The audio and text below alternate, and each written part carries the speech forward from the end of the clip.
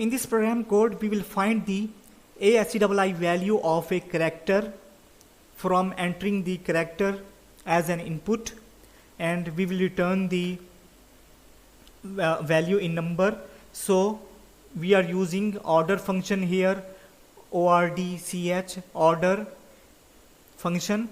So this is a built-in function in Python that accepts a character string of length 1. So we cannot enter a string of length more than 1. We cannot enter say, let's suppose we cannot enter AA. It will show an error. So we will have to enter just a single length value of a string as an argument, and then this code will return the Unicode code point for that character. So since the first 128 Unicode points are same as ASCII value, so we can use this function to find the ASCII value of any character. We will execute this program and will find what is going on in this program. So we will enter say capital A.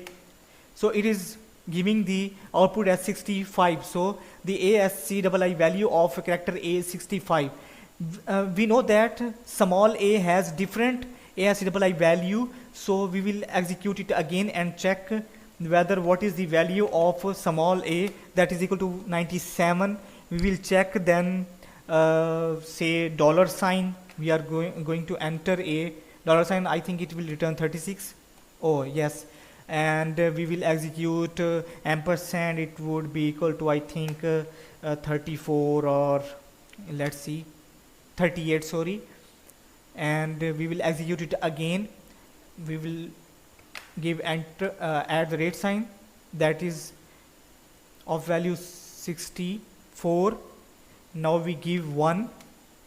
So you see that 1 has value of 49 in this system of code, 2 has the value of 50, and 3 has the value of 51. We will check the value of 9 and then 0. You see here 57, and we will check the value of 0 character. So you see here that 0 has value of 48, and 1 had the value of 49. $, had the value of 38.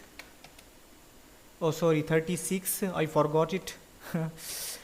So this program was to find the